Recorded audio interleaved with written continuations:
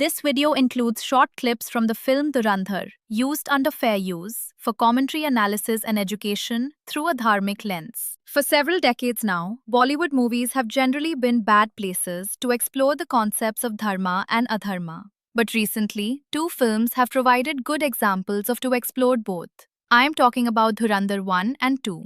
Let us start with an early scene in Dhurandhar 1. In the opening, after the IC-814 hijack, we meet Ajay Sanyal. He is shown being restrained, blocked, forced to watch, even though Zabur Mistry taunts him by calling Hindus cowards and ridicules and insults Bharat by pointing out that Bharat is no longer the civilizational Sone ki Chiriya it once was. This low-life hijacker even dares Ajay Sanyal to enter Pakistan and take his revenge, comfortable in the knowledge that this will not be politically possible under the current Indian administration. And instead of reacting, Ajay Sanyal chooses something colder, a long-term infiltration plan. This is dharma at the level of statecraft, not emotional, not reactive, but strategic. This reflects a deeper dharmic principle. When direct action is not possible, dharma allows indirect strategic response. Not every battle is fought openly. Later, we see Ranveer Singh as Jaskirat cross into the enemy state of Pakistan on a dangerous mission. Alone, no identity, no protection. We don't know why yet. More on that later. This is not just infiltration. This is entering danger knowingly. In Dharma, this is closest to Swadharma under risk. He is not acting for personal gain. He is taking on a role that demands sacrifice. The danger is clear, but the duty is clearer. Dharma begins when comfort ends. Do you remember the wedding scene from Dhurandhar? This scene teaches us an important dharmic lesson. During the wedding attack, Ranveer Singh's character Jaskirat is undercover as Hamsa. His mission depends on staying hidden. But when Faisal is about to be killed, he steps in to try and save Faisal's life. He breaks cover. He chooses life. Even though this might jeopardize his cover, this is a critical dharmic moment. Because here dharma prioritizes protection of life over strategic purity. The mission continues, but dharma is decided in that instant. By the way, did you know that Jaskirat interestingly means one who sings, glory of the Lord? Some scenes in Dhurandhar teach you about dharma through negation, by showing you what dharma is not. Remember, when Hamza pushes Rahman toward immediate revenge, Rahman's gang massacres Babu's men, and Rahman kills Babu with a weighing stone. This is a brutal scene, and not at all dharmic. This is dhand without restraint, punishment driven by rage and dominance, not by order, not by balance. From a dharmic lens, this crosses into adharma, because force has lost its boundary, and with dharma, there is always discrimination. In another deeply disturbing sequence, we see captured officers, not soldiers in combat, not fighters in a battlefield, but individuals who were doing their duty, taken, restrained, and subjected to deliberate torture.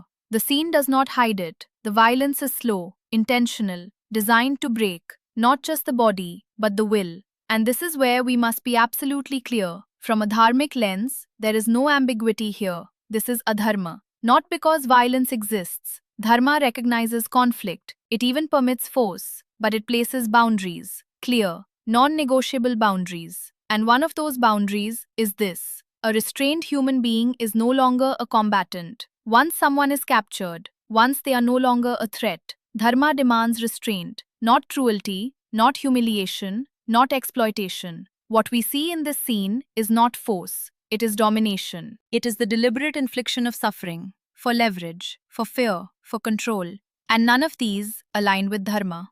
It does not matter which side they belong to. It does not matter which country they serve. Dharma does not change based on identity. It does not bend based on allegiance. If the act itself violates the boundary, it is adharma. And this is important, because in moments like this, people justify. They say it is necessary, it is strategy, it is for a larger goal. But dharma asks a harder question. What happens when your method destroys your moral boundary? Even if you succeed, what have you become? Because dharma is not only about outcome, it is about the path. And in this moment, the path collapses. There is another layer to this scene. The victims are not faceless. They are not abstract. They are individuals, with roles, with duties, with lives. And they are being punished, not for their actions, but for their position.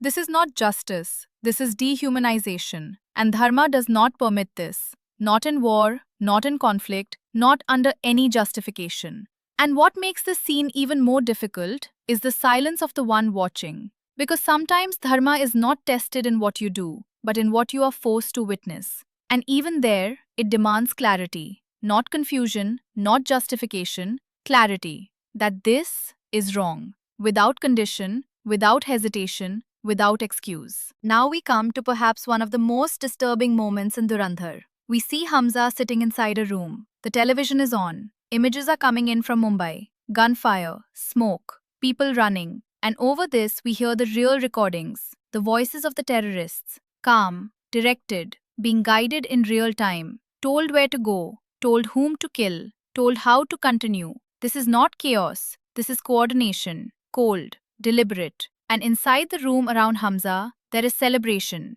People are smiling, laughing, congratulating each other as civilians are being hunted, as innocent people are dying. This is the moment you must stop and see clearly, because this is not war, this is not combat, this is not resistance. This is the targeting of the unarmed, the deliberate killing of people who have no role in any conflict. From a dharmic lens, this is not ambiguous. This is a dharma in its clearest form, because dharma has boundaries.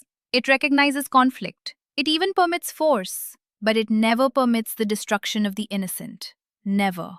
And what makes this scene even more powerful is not just what is happening on the screen, but what is happening inside Hamza. He is sitting there, silent, listening, watching, surrounded by people who are celebrating what he knows is wrong. He cannot react. He cannot speak. He cannot even show what he feels, because one expression, one moment of truth ends everything. So what does he do? He absorbs it. He holds it. He contains it to redirect it later. This is not weakness. This is restraint under fire. Not physical fire, moral fire. And this is where dharma becomes visible. Not in stopping the act, because he cannot, but in refusing to become like them. He does not join the celebration. He does not lose himself. He does not let hatred consume his purpose. This is the difference between reacting and holding to dharma, even in the presence of adharma. And that is one of the hardest things a human being can do. Dhurandhar Part 2 begins with Jaskirat walking into the farmhouse. He asks, "Meri behan kahan hai?" Then he kills everyone. But we learn why. His father was murdered, his sisters violated, one killed. So what is this? From dharma, this is personal vengeance, not justice. Even when pain is real, dharma does not sanction unrestrained revenge. This is where suffering turns into adharma.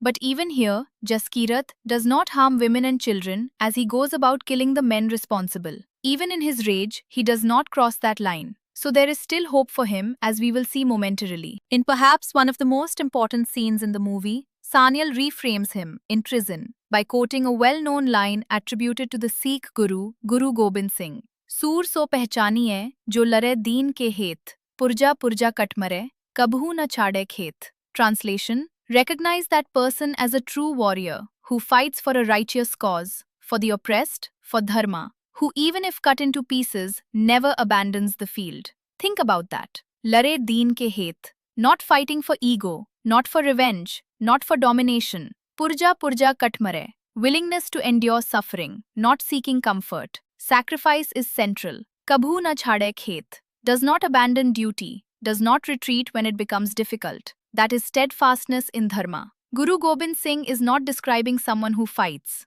He is describing someone who fights for the right reason. Without deen ke het, the same courage becomes destruction. Sanyal is telling Jaskirat, you fought for your family, now fight for your country. This is a turning point. Rage is redirected into purpose. This aligns with dharma, because dharma does not erase anger, it disciplines it. Now to another poignant scene. In the bathroom, Pinda recognizes Hamza is actually an old friend Jaskirat. They fight when he refuses Jaskirat's counsel. He dies. Exposure is certain. Alam steps forward. I will take the blame. Later, Hamza shoots Alam in public to protect the mission. This is one of the heaviest dharmic moments, because this is sacrifice chosen consciously. Alam gives his life for something larger. This is dharma, but it is not clean. It is tragic. Soon, Hamza learns that 60,000 crores of fake Indian currency is about to flood India to promote terrorism. He lets Ajay Sanyal know. India acts. The system is destroyed. This is dharma at the level of state, not emotional, not reactive, strategic, silent, effective. In the later part of Dhurandhar Part 2, we see Hamza begin something very different. Not impulsive violence, not gang retaliation, but systematic elimination. One by one, names from a list. Individuals who are not random, but connected to networks of violence. One of them is the hijacker we saw earlier, a man who took part in the IC-814 hijacking, who killed an unarmed civilian and then escaped. Not brought to trial, not held accountable, protected inside a system that shields him. This is where dharma must be applied carefully, because this is not a battlefield, and this is not law. This is something in between. So how do we understand it? In dharmic thought there is a category, atatayan, an aggressor who commits extreme harm, someone who destroys innocent life, who continues to pose a threat. Such a person is not treated as an ordinary opponent. The Manusmriti defines such a person. Agnido garadhaschaiva shastrapanir dhanapaha kshetradara pahari cha shadete hya tatayinaha. One who sets fire, administers poison, comes armed to kill, steals wealth, seizes land, or violates another's wife. These six are considered atatayans or deadly aggressors. A key principle, paraphrased across dharma texts, including the Manusmriti tradition, an atatayan may be stopped by force, even preemptively because they pose immediate and grave harm. Dharma allows force against an atatayan, even outside conventional battle. But this is not a blank permission. It comes with conditions, and those conditions are what matter. First, is the threat ongoing? In these cases, the individuals targeted are not retired, not withdrawn. They are still part of networks, still enabling, still connected to future harm. Second, is justice possible? Can they be brought into a system of accountability? In this case, they are in a hostile environment, protected, beyond the reach of law. And this is where Raja Dharma changes form. When justice cannot be delivered through open means, it moves into shadow. Not ideal, but sometimes necessary. Third, is the force targeted or indiscriminate? What we see is precision. No crowds, no collateral chaos. Individuals, identified and eliminated. This matters because dharma does not permit destruction without boundary, even in darkness. It demands control. But now comes the hardest part, because even when all this aligns, something remains, a burden. Because this is not transparent justice. There is no trial, no public accountability, no visible order. And dharma recognizes this cost. It does not celebrate these acts. It permits them, under constraint, under necessity, but it does not glorify them. Because the moment you begin to celebrate elimination, you have already stepped away from dharma. So what are we seeing here?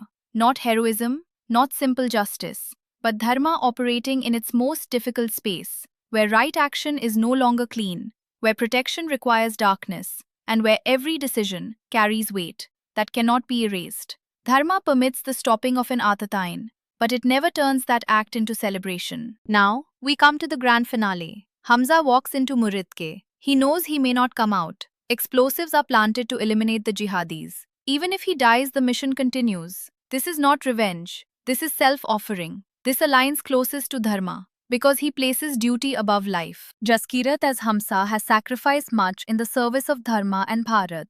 In the end, he returns to India. He sees his mother, his sister, but he does not go inside. He walks away. He has already lost one family, and now he cannot reclaim the other. This is the final statement. Balidan Parmo Dharma. Sacrifice is the highest dharma. So what does Dhurandhar really show? Not heroes, not villains, but human beings, moving between dharma and adharma, sometimes rising, sometimes falling, and sometimes carrying the burden of both. Because dharma is not perfection, it is the struggle to act rightly, even in darkness.